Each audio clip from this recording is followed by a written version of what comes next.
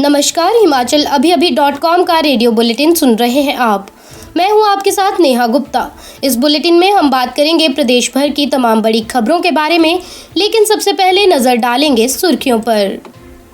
सामान्य वर्ग आयोग के गठन की अधिसूचना जारी, प्रदर्शन के बाद सरकार ने लिया फैसला। विधानसभा परिसर का गंगाजल छिड़क किया शुद्धिकरण, सीएम की घोषणा के साथ माने प्रदर्शनकारी। हिमाचल विधानसभा के बाहर धक्का मुक्की, पुलिस ने छोड़ी पानी की बौछारें। विधानसभा शीतकालीन के दौरान 3 पूर्व सदस्यों के निधन पर सदन ने जताया शोक। कांग्रेस विधायकों ने सदन में पेश किया अविश्वास प्रस्ताव, निरस्त होते ही हंगामा, सदन से किया वॉकआउट। एनआईटी संस्थान के 2 छात्रों को 1.12 करोड़ के सालाना पैकेज पर मिली नौकरी। मलबे में दबे सड़क निर्माण में लगे मजदूर, एक की गई जान, 2 गंभीर रूप से घायल। अब समाचार विस्तार से।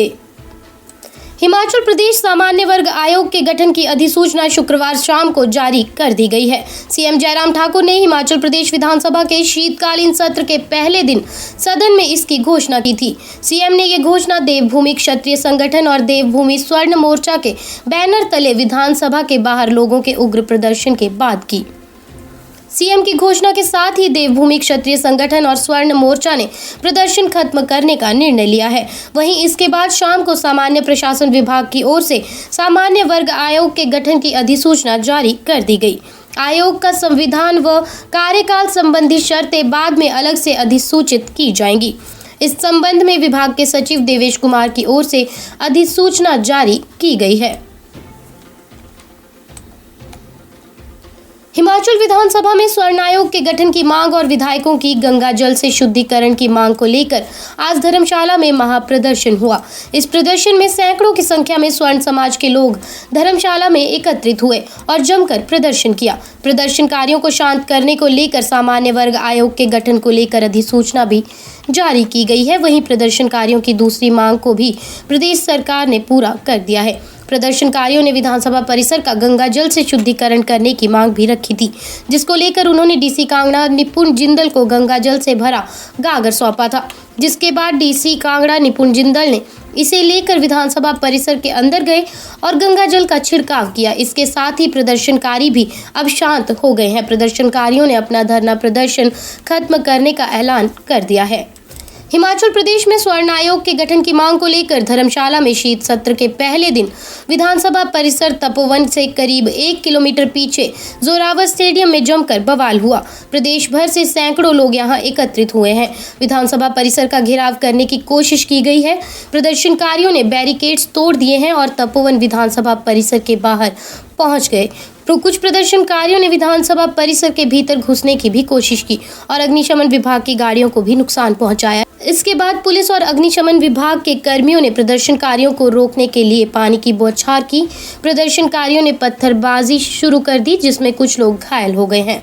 विधानसभा के शीतकालीन सत्र से पहले दिन विधानसभा में शोक प्रस्ताव प्रस्तुत किया गया। शोक प्रस्ताव पेश करते हुए सीएम जयराम ठाकुर ने कहा कि इस सदन के पूर्व 3 सदस्यों का निधन हुआ है। इसके अलावा तमिलनाडु के कुन्नूर में एक हेलीकॉप्टर दुर्घटना में सीडीएस विपिन सिंह रावत सहित 13 लोगों की जान गई है। ये बेहद दुखद घटना है। सदन में शोक प्रस्ताव पर चर्चा करते हुए सीएम जयराम ठाकुर ने पूर्व विधायक बोधराज, पूर्व मंत्री जीएस पाली, डॉक्टर शिव कुमार के निधन को प्रदेश व विधानसभा के लिए अपूरणीय क्षति बताया। शोक प्रस्ताव पर अपने विचार व्यक्त करते हुए नेता प्रतिपक्ष मुकेश अग्निहोत्री ने भी संवेदना प्रकट की। प्रदेश सरकार के जल शक्ति मंत्री महेंद्र सिंह ठाकुर ने भी अपने विचार रखे। शेष समाचार ब्रेक के बाद। आपके स्वास्थ्य का प्रहरी श्री बालाजी हॉस्पिटल, कांगड़ा, हिमाचल। तपोवन में शीतकालीन सत्र के पहले दिन की शुरुआत हंगामेदार रही। नेता प्रतिपक्ष मुकेश अग्निहोत्री समेत कांग्रेस के 7 विधायकों ने सदन में अविश्वास प्रस्ताव पेश किया। अग्निहोत्री ने कहा कि सरकार ने अपना विश्वास खो दिया है। उपचुनाव में बीजेपी 4 सीटों पर हार गई है। सदन में प्रस्ताव पेश होते ही खारिज कर दिया गया। विधानसभा अध्यक्ष विपिन परमार ने नियमों का हवाला देकर चर्चा की अनुमति नहीं दी।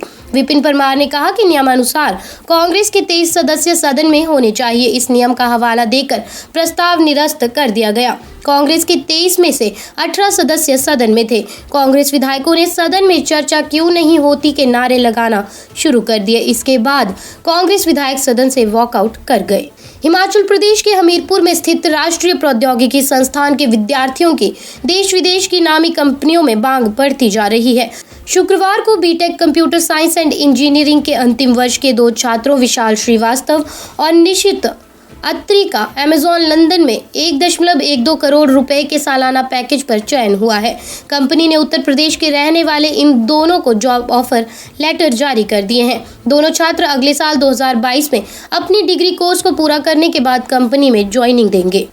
हिमाचल की राजधानी शिमला में सड़क निर्माण में लगे 3 मजदूर मलबे में दब गए हैं। इस हादसे में एक मजदूर की मौत हो गई है, वहीं 2 अन्य घायल मजदूरों को अस्पताल में भर्ती किया गया है। हादसा शिमला के बसंतपुर किंगल रोड पर हुआ है। वहीं सूचना मिलते ही पुलिस मौके पर पहुंच चुकी है और मामले की जांच शुरू कर दी है। ये सभी मजदूर डोमेहर पंचायत के बताए जा रहे हैं। शुक्रवार दोपहर बाद शिमला ग्रामीण के बसंतपुर किंगल रोड पर काम चल रहा था।